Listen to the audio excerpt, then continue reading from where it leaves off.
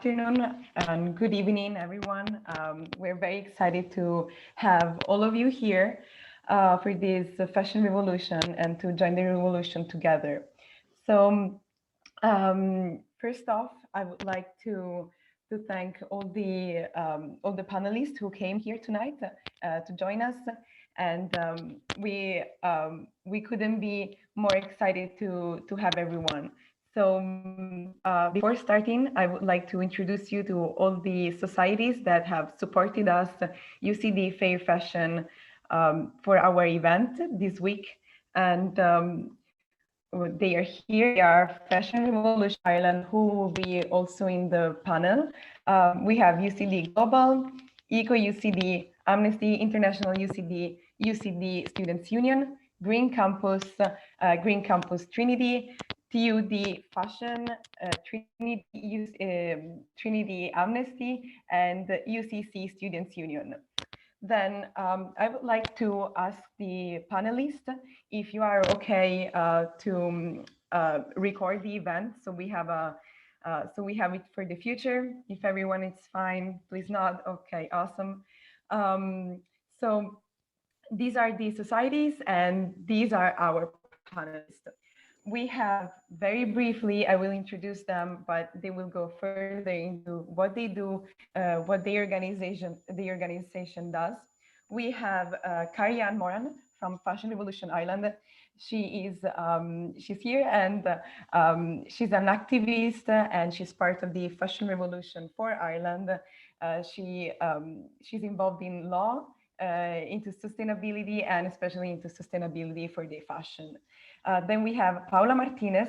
She is a UCD master student and also a migrant from a background that is Brazilian Ecuadorian. She's an activist for human rights and especially for the decolonization of fast fashion, of the fast fashion industry, which she will talk about a little bit more. We have Nicolas, who just joined us. Thank you, Nicolas, for being here. Nicola is the co-founder of Rifo. Rifo is an Italian textile company which makes clothing and accessories from textile waste. So he will talk more about his circular economy model. And we have Debs from Attention Attire. Attention Attire is a fashion brand, Irish-based, which makes clothing and accessories from textile waste from camping, from festival camping. And she will talk to us a little bit about that in a moment. So Nicola, sorry, you arrived a little late. Is it okay if we record this panel? Would you be okay? Sure, no problem for me. Okay, thank you very much. And now I will not go further into this. And so the discussion will be as follows. I'll stop sharing my screen now, and we will have an initial introduction of our panelists here, and after which we will have the panel discussion and a Q&A from which all the attendees are invited to join either through unmuting yourself or by popping your question into the chat. And then at the end, we will announce the winner for our art competition. So stay tuned for that. And let's start with our little bit of fashion revolution. So to start off, I would like to ask Karianne, who is the representative of Fashion Revolution, to introduce a little bit who she is, what she does, and how she got involved into fast fashion. Thank you. Excellent. Thanks so much, Roberta, and thanks for everybody for having this event, firstly for Fashion Revolution and shining a light on Fashion Revolution Week. So a huge thank you from the Fashion Revolution team to you all for putting this together. So yeah, so I'm Karianne Moran. I've been in the sustainability field for I think 13, 14 years, specialising more particularly in fashion and textiles. I entered into that area, transitioned from a career prior to that into fashion, and unearthed a lot of stuff that was going on in fashion. So I became an eco-fashion designer at the time. And yeah, so I transitioned from there to the Rediscovery Centre, which is the National Centre for the Circular Economy, and I was the head of the fashion and textiles there. And 3 years ago, I took over the reins from Rosie, that was prior, for Fashion Revolution Week. And Fashion Revolution just really, I suppose, combines my love of environmental impact. I shouldn't really say love of, but you know, the environmental impact of the fashion industry, and then the social justice side of that. For people that don't really know what Fashion Revolution is, Fashion Revolution is a global campaign that was born 8 years ago on April 24th out of the Rana Plaza disaster, where a factory collapse happened and over 1,100 people perished. Unfortunately, the fashion industry is renowned for these kind of incidents, and it wasn't the first and it wasn't the last. And the two founding members of Fashion Revolution, Ursula de Castro and Kerry Summers, came together, and Fashion Revolution was born out of such a disaster. So we're in our 8th year of this campaign, and then globally, we have country offices all over the world now, and it just goes to show the strength in Fashion Revolution and how many people really, really want to drive change for a fashion industry.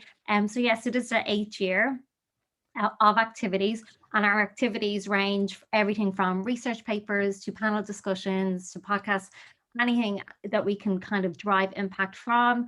And yeah, so that's kind of Awesome. me and Fashion Revolution in a nutshell. Yeah, that's more than that, but we'll try to unpack something from today's discussion. Then maybe Paula, do you want to introduce yourself briefly, what you do and how you got involved?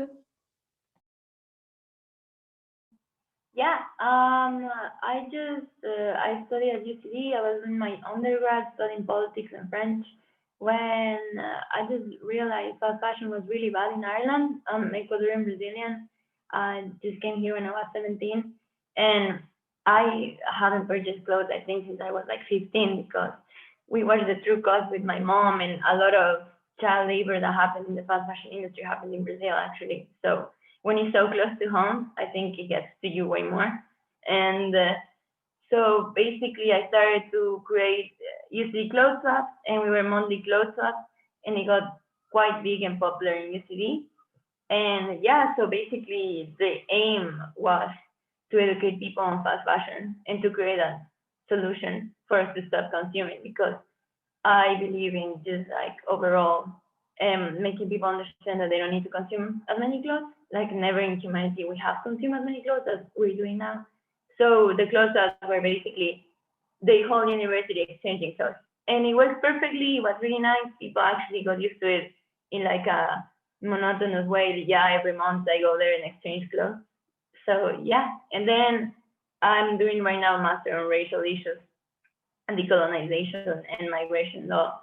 And yeah, one of my theses is about fast fashion and ethnic minority exploitation. So yeah, I'm very into this subject.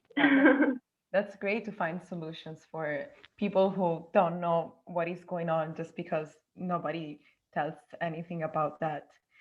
Now I would like to move on to Nicolas. Do you want to talk to us about RIFO, what you do and how you got involved? Yes, well, first of all, thank you for the invitation. RIFO was born 2 years ago in Prato, nearby Florence, which is a textile cluster. The idea was to take back a tradition of our city, because actually in Prato they have been recycling textile fibers for more than 100 years. So we took back this process, this mechanical process, to transform old clothes into a new fiber, into a new yarn that we use for our own collections, which are recyclable, and made here at 0 Miles in Prato. I will never get used to unmuting myself. So yeah, that's amazing how you can get back to your origins and still make something that is revolutionary now, unfortunately, but that's a great initiative. And now, last but not the least, Debs, do you want to talk to us about what does Attention Attire and how you got involved? Hi, thanks Emil for having me on this panel discussion. My name is Debs and I'm the lead designer at Attention Attire. We are a streetwear, sportswear, clothing and accessories label. We make limited edition pieces all out of campsite waste. So my background's in design initially. I went to NCAD, I studied fashion design. I kind of quickly learned all the negative aspects of the industry, and I just didn't gel with my ethics. So when I left college, I just pursued doing clothing alterations and repairs, because that's the kind of thing that I'd always been into. I'd always been into making my own stuff and repairing things and thrifting and all. And then Megan approached me after a few years of doing that and said that she had a tent that she wanted made into a dress, that she'd had this tent for ages and that it didn't work as a tent anymore. So we went ahead and made this dress. And she'd been working in events at the time, and she'd been looking at all the tents going into landfill and all the stuff going into landfill after music festivals. And she asked if I would like to pursue that as a business. So we talked a bit about it and decided to start going into the campsites and collecting as much as possible, and dealing with the issue of campsite waste while trying to implement social change, getting people to take their stuff home, or to be more aware of the fact that you can't leave that stuff behind. It just goes into landfill, really. So at the moment we're trying to take on more materials, not just campsite waste, because obviously there hasn't been festivals last year or this year. So we're looking at new materials and new ways of upcycling what's available, or post-consumer waste, or anything that's available, really. So yeah, that's another great initiative from both our companies. So before getting into the deep questions, I would like to tell the attendants and the panelists that in the panel we have also Disha, who is our chat master. She will take care of your answers or your questions. If you have any doubts or anything, she will answer you. We have Anna, who is our Zoom master, because technology doesn't really assist us. And then we have Aubrey, that just raised her hand, and she's here just in case the technology doesn't assist me or my Wi-Fi. So thank you guys for being here as a backup. So now on to questions. The first one, and I would like you guys, the panelists, to answer in the way you want, and as you feel comfortable with. The first question is, how does your company or your association run a business or an activity based on fair fashion values, and how can the fashion industry collectively reduce its impact and meet basic standards in relation to working conditions, pay, and sustainability? So who wants to go first can raise the hand, and I'll give the floor, or else I'll call. Debs, you want to go? Yes, go ahead. So one of the ways in which we're fair would be that the way in which we price things, which means that we're able to pay people who work for us accordingly. There's like millions of garment workers out there that barely make a living, and because we're based in Dublin and we have that advantage, we're able to charge that a little bit extra and make sure that people involved are paid, and we have a transparent supply chain in that respect as well. Like, we can tell you, where the stuff is made, who's making it, all that kind of thing.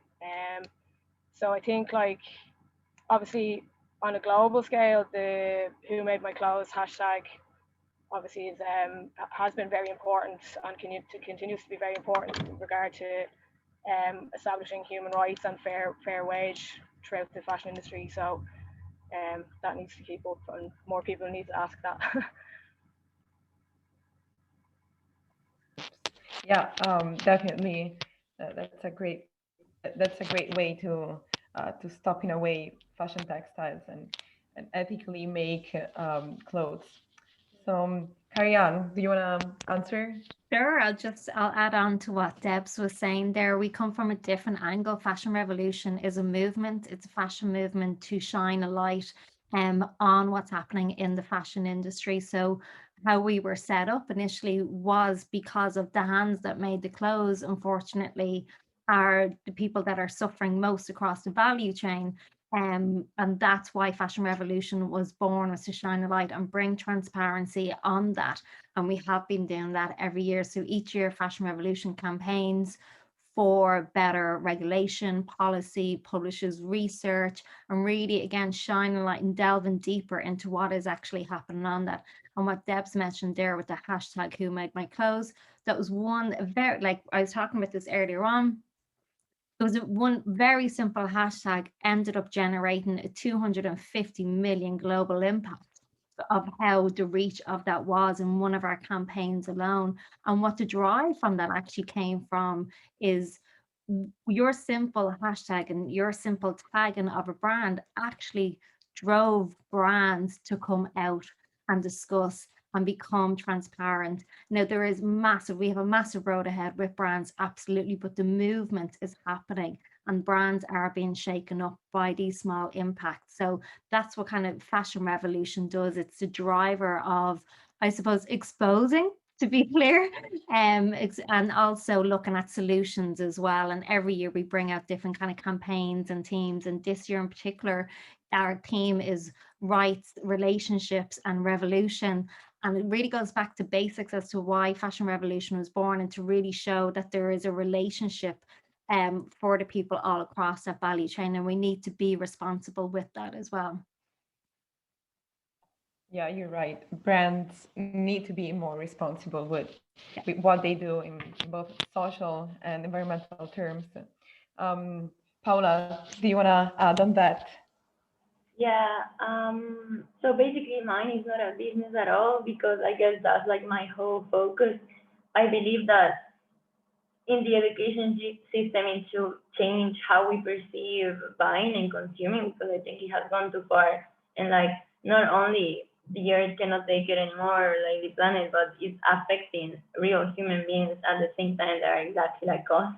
And I feel like it has so much linked with racial issues and decolonization, because people, even in the fast fashion movement, has focused in the first years of it.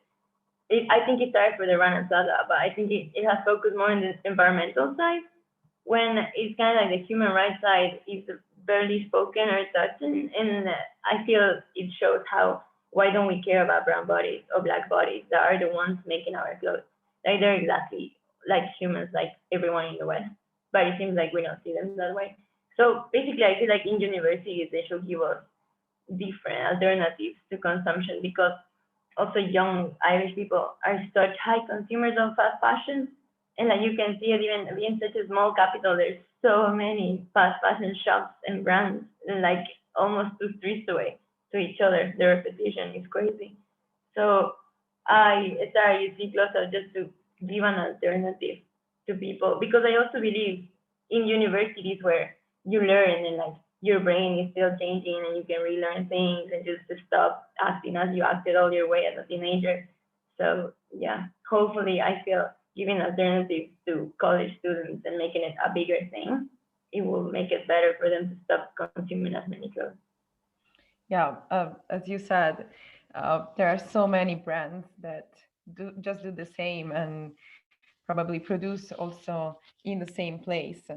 So that's why brands like Attention Attire and Rifo are necessary, I think. Nicola, do you want to add anything on that, on how Rifo tries to bring a fair fashion? Sure.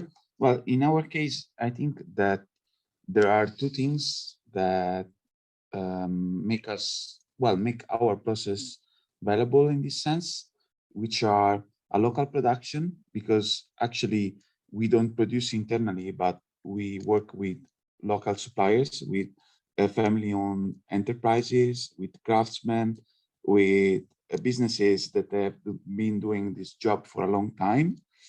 And at the same time, we work from materials that most of the times end up in a landfill or in an incinerator. So we think that we can contribute to a better fashion in these two ways, at the same time spreading awareness about our impacts, because actually we think that, okay, it's beautiful to use a local production, it's beautiful to use a circular process, but it's not enough actually, because I can use a circular process, but this doesn't mean I'm sustainable, because I can use a circular process, but if I continue to produce 100 garments, for instance, then I sell like the 40% of them, and then people, they wear the 10% of what they buy, we still understand that there is something that doesn't work.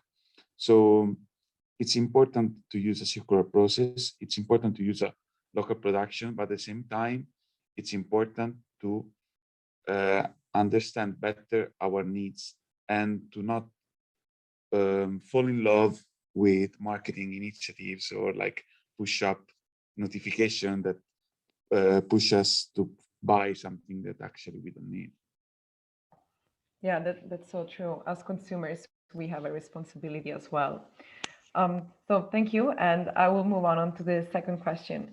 How do the environmental impacts, which we know are already there and impact the nature and the environment, how do environmental impacts of the fast fashion industry cause further human rights issues and public health risks, such as polluted water supplies? Maybe here I will go to Paula, who is the human rights activist, and how does that affect human rights and public health? Yeah, sure. Basically, I thought it was like a really big question because, you know, fast fashion is like such a big, overwhelming concept, and it's happening everywhere. It affects so many countries because, you know, it comes from globalization. So, which means that it's completely global. And I feel like the main issue, answering the question, for me right now, which I'm researching in my thesis, is about water, as you put in your question, like how horrific is what's going on with water, and it is maybe like a silent death for everyone because, you know, I guess most human beings, we don't care how water is going. But basically everyone in the fast fashion industry knows, even the ones, let's say like CEOs of H&M and stuff have spoken about it and everything, about the amount of water that fast fashion uses is crazy, like it's so much. And then also that this water goes back to natural sources of water without any treatment. And if you think about it, just right now in Ireland, I've seen a switch in people's brains because they're like, oh no, how are we gonna eat fish, or what are we gonna do because microplastics are everywhere and microplastics are getting to our food and stuff. Well, for people in India, let's say Bangladesh, Cambodia, even Uzbekistan, like this water has been so polluted for so long because the fast fashion industry has like been in incredible amounts of creation of clothes for the last 30 years, I think. So all these countries in the global south have been their water polluted, and let's say polyester is literally something human created with that is just microplastics, and polyester is like, it's just every time you wash it, it's gonna like drop microplastics, and the process of making it is horrific for the water. And so even just if you take just one textile, how bad it is for the water, and how we are worried in the West about, oh, what is the future going to be? But all of these global South countries have already suffered for ages, and your water being polluted and contaminated in that way, it affects directly everyone because, for example, in the river Ganges, that is so holy and so for India, kids and everyone gets in the water, and it's like a festival, a tradition thing to go in. That river, because of fast fashion, also because of many other things, but because of fast fashion, has been so polluted that so many kids are starting to get skin infections, super horrific stuff that is affecting like even their development, because water is such a human basic right that should be clean, and that the West is going to these global South countries and polluting it just for consumption is incredible that we don't know about it, that most people don't even know about it. And also there has been like proofs, I was reading loads of papers last week, even that is horrific information, but like pregnant women are seeing way more like miscarriages, way more problems with their babies also when they're born, with like physical disabilities and stuff. And they have been linking it, all the doctors in India and stuff in Uzbekistan, with just water pollution. So it's completely scary, and seems also to me so connected again with like, it seems like fast fashion is even a new colonial rule, because all of these white CEOs, they're billionaires, and then they say they cannot do anything, but they're literally killing brown and black babies in the world. It's just crazy. Yeah, as you said, I think Paula has been quite comprehensive of the problems that not only to the environment itself, but since we as humans are living in the environment, we are also suffering them, especially people, not white people, but people in least developed countries. Karian, did you want to add anything to that? I suppose, yeah, that just to kind of mirror what was being said there was that water pollution and human rights are intrinsically linked. And the reason being, like, if we look across the value chain, without going into too much detail, from, for example, if you look at, you know, conventional cotton production, we have millions of farmers being hospitalized because of the pesticides that are being used. Then we have biodiversity and habitats being destroyed because of those pesticides. If we look at textile production in a manufacturing plant, you can see, and Greenpeace has some really, like, I shouldn't say beautiful, but really strong imagery around that the pollution from these textile production plants are going into local communities. Again, exactly to mirror what I was saying. So, you know, in each part of that, and we look at the end of the waste, and a panel I was on earlier on about Textile Mountain, even at the waste side of things, it's actually being dumped into waterways, you know, our clothing's going in there. And again, because it's because 70% of our clothing is synthetically produced, we have a byproduct of waste being microplastics, again, going into our waterways.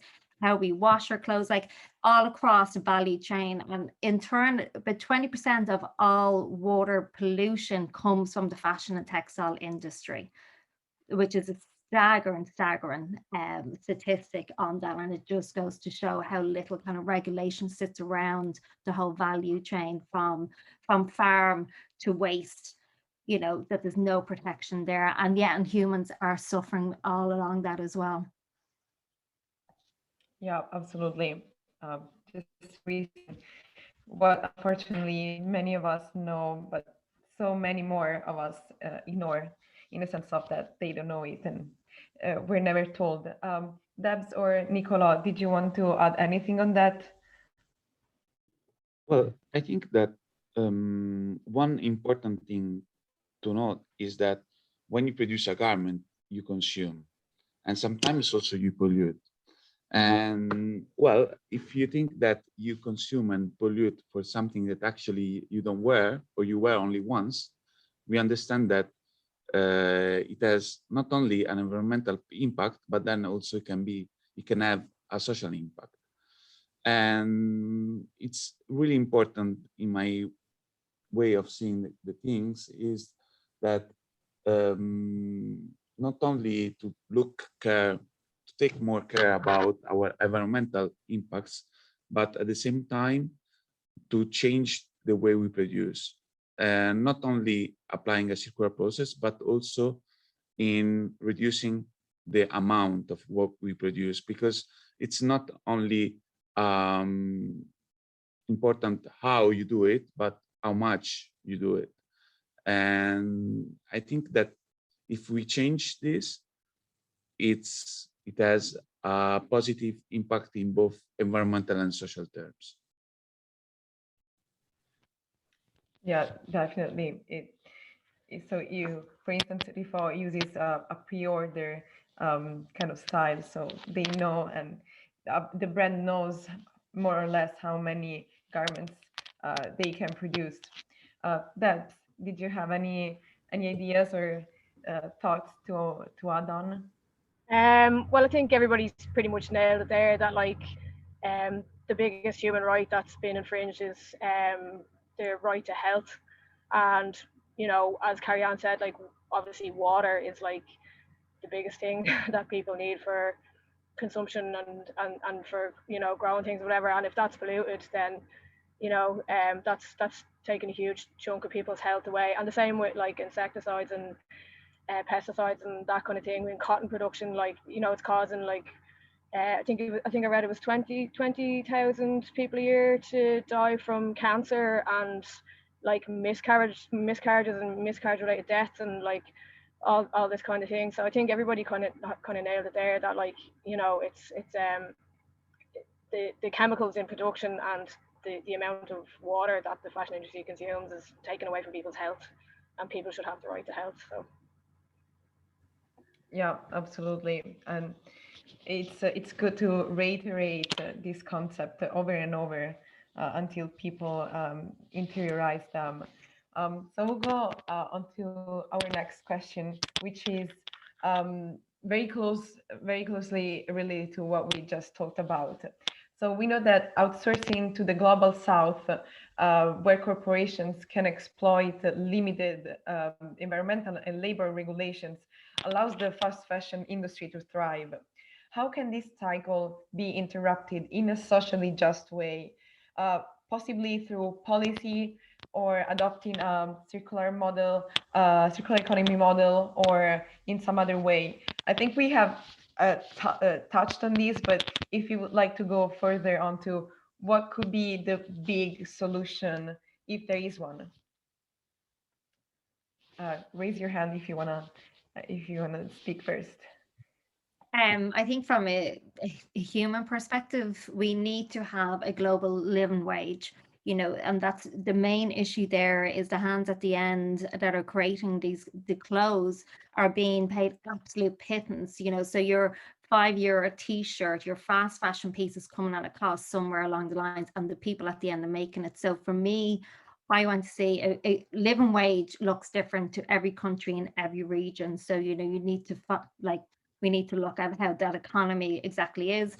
But a living wage will ensure that people that are making the clothes are being cared for, can come, you know, up the ladders of society and not be pushed into modern day slavery, which is unfortunately what's happened. From a European perspective, we have got here's hoping. There is talk at the moment, and there is early speculation of a new living wage coming in across Europe. However, most of our production is happening in other countries across the world, and that's where we need to align on, is to allow for a living wage for people to absolutely be part of, to come out of modern day slavery. Yeah, that's a big need. Paula, go ahead.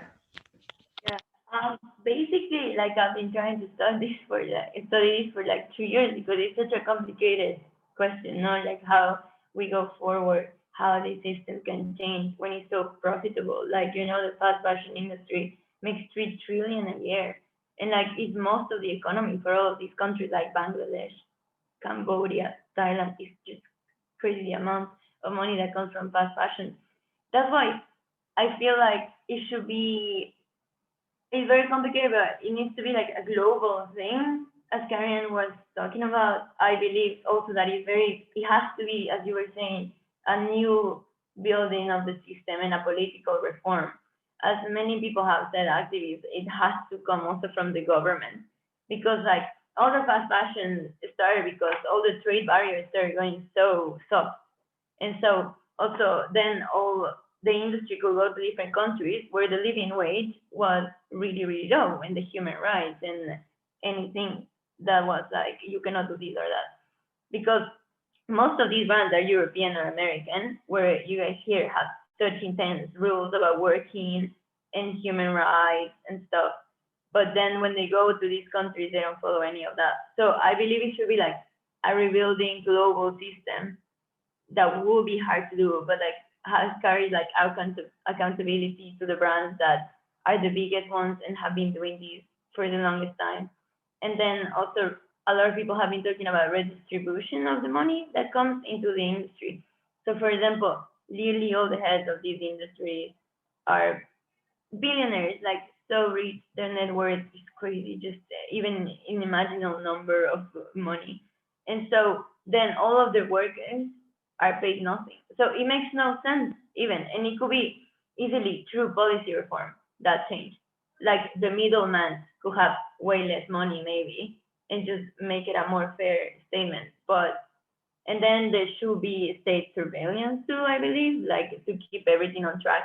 Like I think it was the Denmark, what was it? The Denmark, it was a thing of like, they were trying to do investigation on the biggest brands of fast fashion every year and then talk about it and about how they became more sustainable.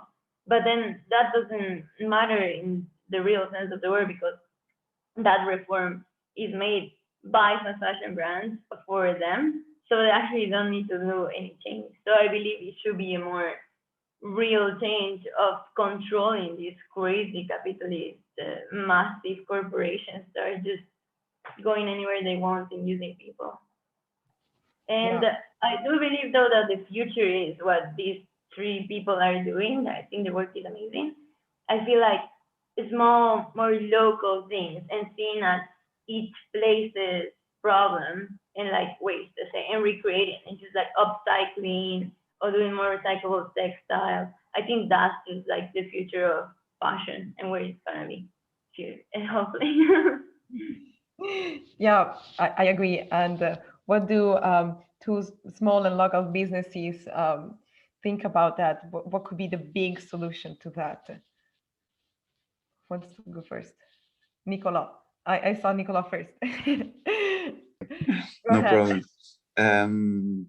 Well, I don't know. I think that yes, institutions are important, but in this case, in a digitalized world as we are living, people are more important than institutions, maybe. I mean, if we start like sharing information, sharing knowledge, and spread awareness in our little space, our little village, our little area, I think we can change the way the market goes.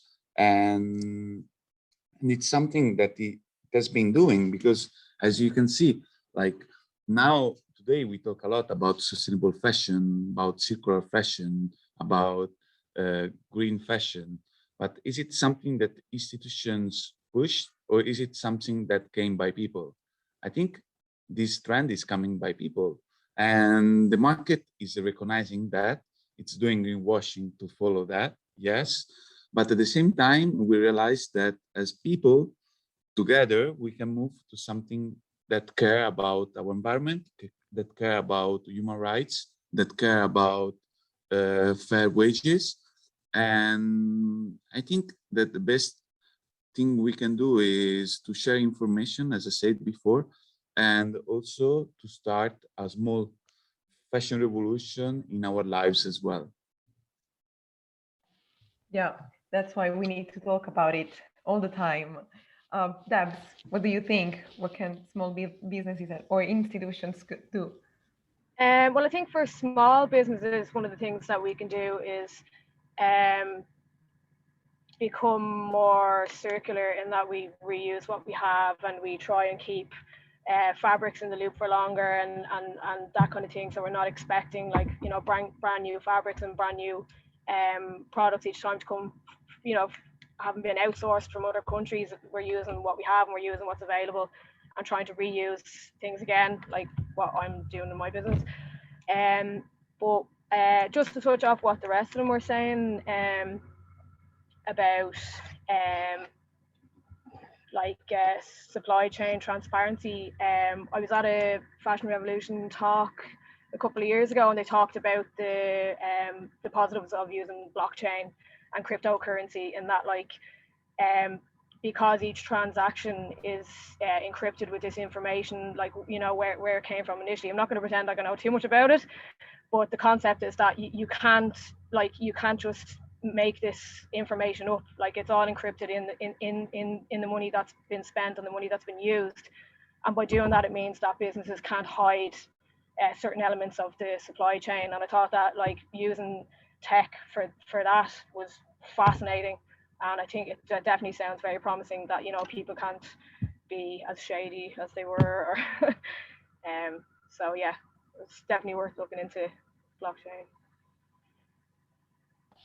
Yeah, and great answers to these difficult questions. Now, conscious of time, I would like to move on to our audience questions. And I will go in order of when the questions arrive into the chat or into the Q&A box. So if anyone wants to make more questions, please do so. So the first one is from Orla, and she asks, recycled polyester, sustainable polyester, do they have more longevity than cotton? Do they use less water compared to even organic cotton in the production, during the production? Anyone wants to take the lead? Okay, Karianne. Yeah, I think that's a really, really good question, because there's pros and cons for both of those materials. So conventional cotton uses huge amounts of water, lesser energy. Any synthetically blended or manufactured polyamide derived material uses very high levels of energy and usually more, I suppose, chemicals and stuff in it as well. So, you know, you have to take both of those two and see what the best is you can do with those two materials, because natural versus synthetic has its pros and cons. So if you look at natural, you need to look at fair trade organic materials. And yes, whilst natural materials fiber wise sometimes don't have the same longevity as that, you know, if you care for them and look after natural materials, they will in theory have a much longer life. And that's what we need. When we look at synthetic materials, recycled polyesters, again, in itself has massive pros and cons, you know. So whilst it can come like from rPET recycle, like, you know, mightn't necessarily be derived from actual textiles, it usually is not the case because of the way the textile that fiber is actually made. It is derived from other polyamides, like other polyamides are transformed into. But then, as I mentioned earlier on, you have a byproduct of this, which is microplastic pollution, and that still happens with recycled polyester. And I do know this is where we need life cycle analysis that comes in. We need we need brands that are working with these materials to ensure that they are conforming and have life cycle analysis for this, because whilst you might be using, you know, people think a recycled polyester is really, really good, it does have a byproduct of that, and the life cycle analysis on that will really, you know, deep dive into what that could potentially be. And I do know a brand, I think it was Eco Alpha a couple of years ago, were using, they were creating these fleeces, and it was out of plastic bottles and stuff like that. And it turned out the material, they had a massive microplastic issue from that came to light after they hit the shelf. So they pulled that, redid the material, and came back to life. But there are brands that are manufacturers, I should say, are doing good work in that. But the life cycle analysis on all textiles is key to know what is good material there. Yeah, thank you very much for the clarification. Now, not all panelists need to answer all the questions, so don't worry. Again, conscious of time. So I have another question from Anarida, and she asks, which have been the biggest difficulties in setting up your companies?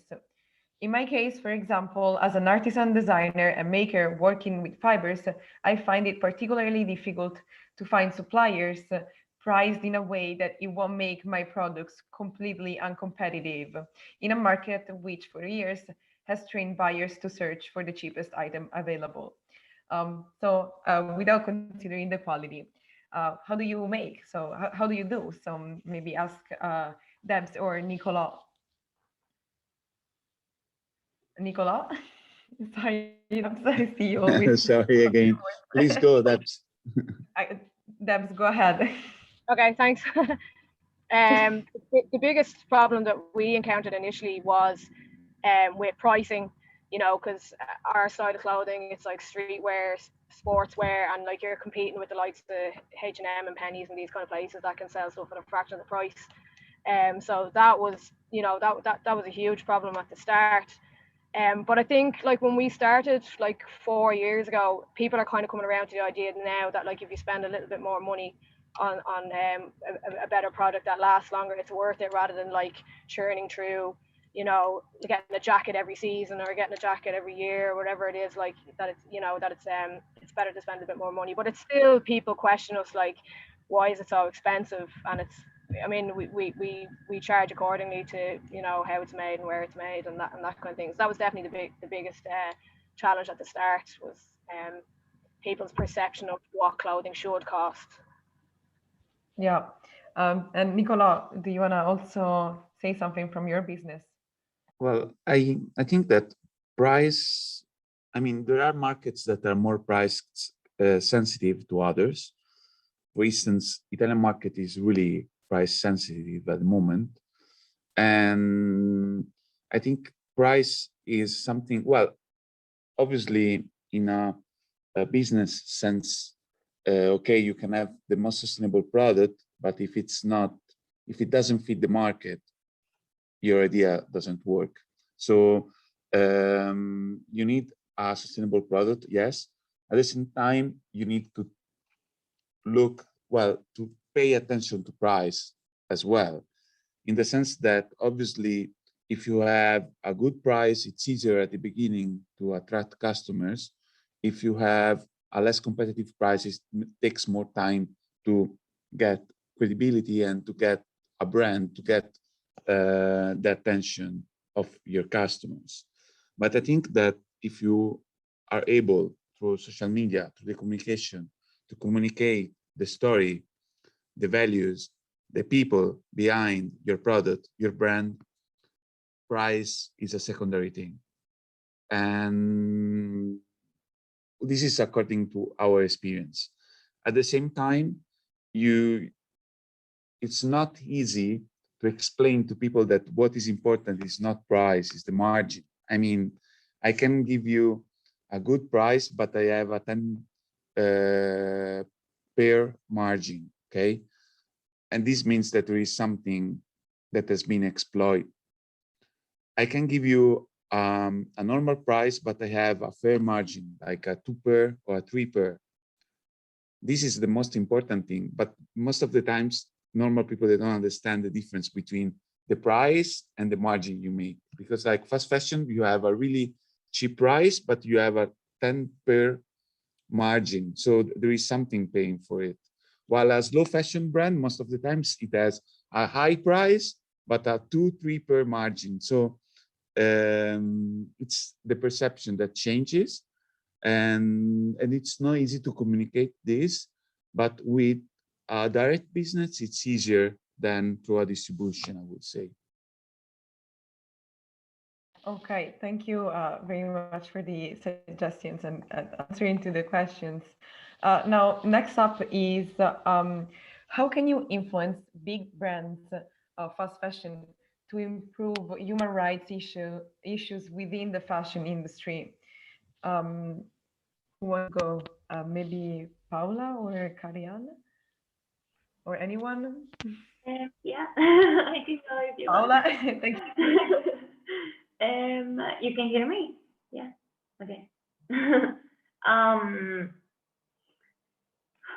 Well, I think as Nicola said before, I believe it has been incredible what people have been doing lately with just like spreading the information about sustainability and how bad fast fashion is.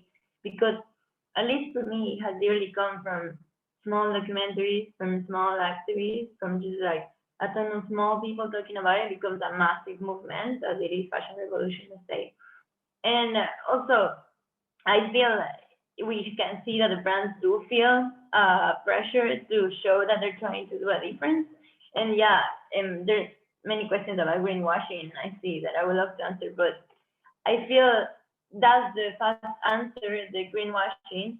But I do believe some people in their teams are thinking like, how can we get better in a way?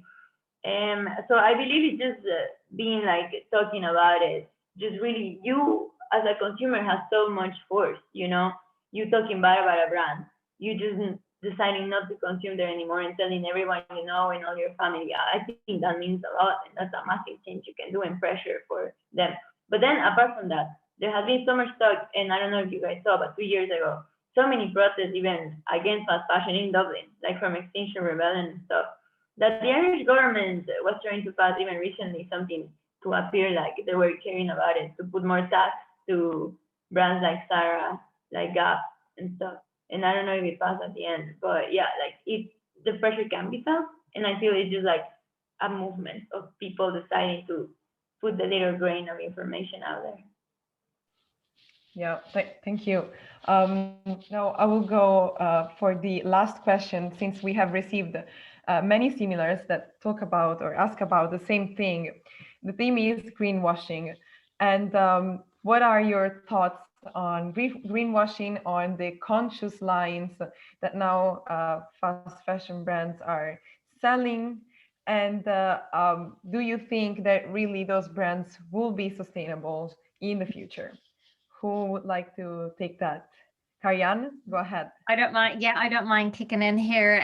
Wow, what a topic. That's just, a 2-hour conversation and more in itself. Okay, well, firstly, I want to be very clear. I'm all for positive change, and I want to see some brands are taking notice and are moving more positively into the more, like, I suppose, bringing sustainability into their supply chain as such. However, can a brand be sustainable that's churning out millions and millions of garments every year unnecessarily?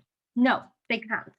Consumption is the problem that we have, and production and therefore consumption is a massive issue that we have. So we need to slow consumption down. This is what slow fashion is all about, and bring those numbers down. We're on a trajectory to be creating 150 billion garments every year. Massive percentage of that are just going to be wasted within 3 to 6 months anyways. So yeah, so to go back to that greenwashing question, and I think the campaign that's out at the moment, and what I find really intriguing about this campaign is there's a lot of sustainability merits, and that's brilliant to see. We want to see that. We want to see fantastic environmental merits, with companies happening, not just in fashion.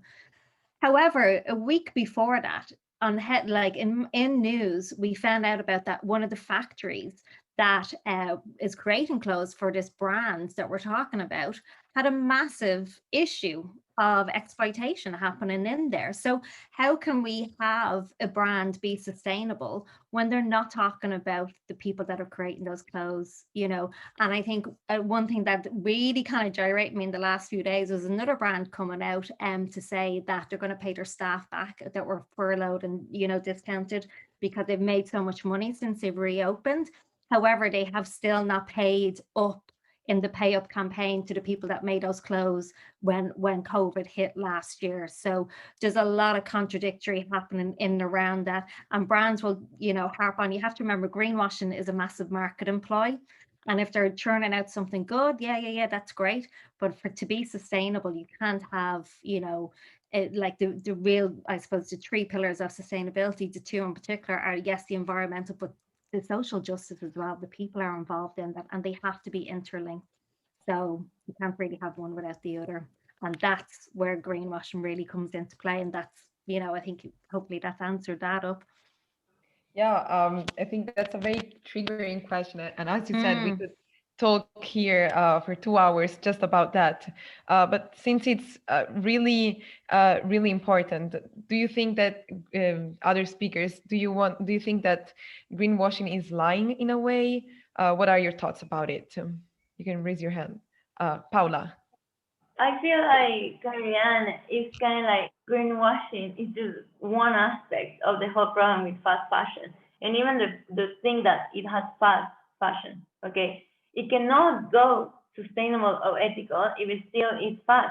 Because why it's fast is because it's horrific with the environment. They don't care. That's why they don't look for like big solutions and stuff in their textiles and things. But also they're fast because they need so many people to be working really fast, incredible hours, to be doing the amount of clothes they create.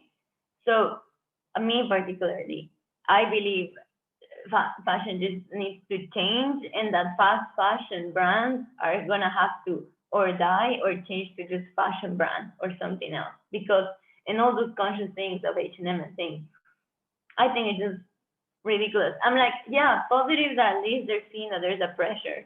But like they say also, oh, we have this line that is conscious, but all of our other lines are not conscious at all. And we're not talking at all about the ethical side even. So that's what I believe. Yeah, I agree. Debs or Nicola, do you want to add anything to this big theme? I think that maybe that people that really understand what fashion revolution is, what slow fashion is, they don't look at H&M. I mean, they see the advertisement, they read the papers about them, yes, but then at the end they don't buy it because they know what is behind it. They know that it's just communication, and at the same time doing that, maybe they force H&M to be more sustainable. But I'm not sure that H&M can survive this revolution, in the sense that they were born in a period where we were talking about fast fashion. Now that we are talking about slow fashion, I don't know if they are so intelligent to adapt, because it's a completely different system, and it's still something that it's difficult to predict, to forecast, in my opinion. Yeah, no, you're absolutely right, because they're still working on that linear model. It goes back to the point to something I mentioned earlier on, is it's massive production. You can't have massive production at the core of any sustainability model. You just can't. Like, it's just, you know what I mean? So if they're still producing millions and millions of garments, like, how can you be sustainable? You know, the logic is just not there for that.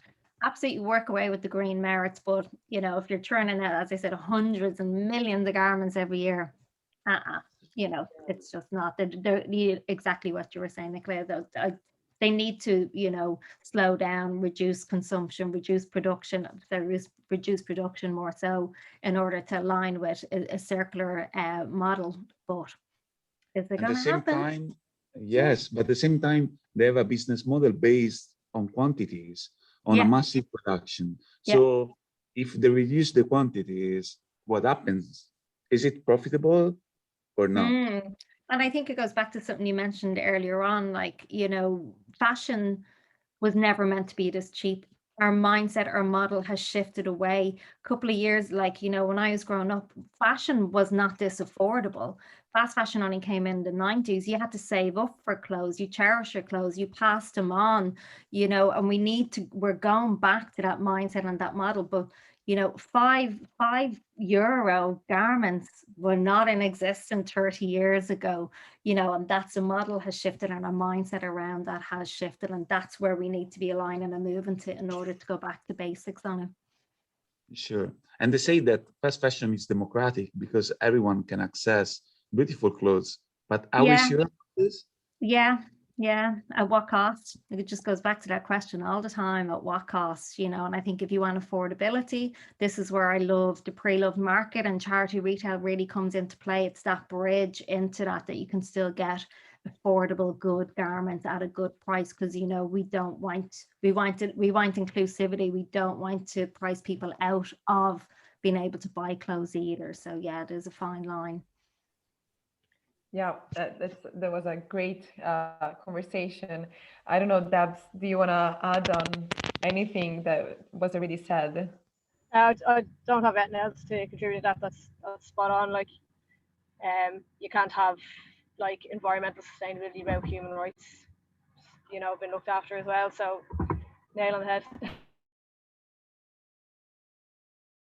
Yeah, and well, that was an amazing conversation and discussion. I think it would have been awesome to meet you all in person, also the participants, and hopefully we'll manage to do something in person in the future.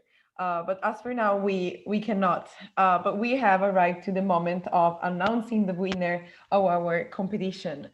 So roll drumming rolls. I don't know how to say that in English. So I will share again my my video, my screen again, and we'll go on to the winner.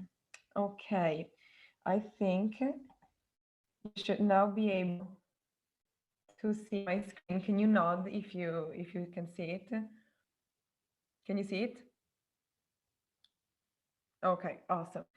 So here's the winner, and the winner is Kate Ryan, and she has submitted this awesome piece of work, which is a patchwork, I think. And she told us that she's been inspired by the sculpture in Denmark called The Survival of the Fattest.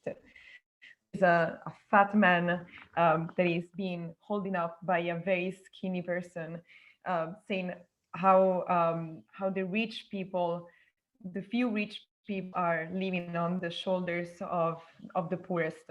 So great job, Kate, and we'll be in touch with you for this in the next few days. So thank you. But it is not finished yet, because we also decided to announce our honorable mention to another person. And if I can go, it doesn't go. Okay, so the honorable mention goes to Angel Bryan. Thank you, Angel, and for your submission. You also have won a little piece of this competition.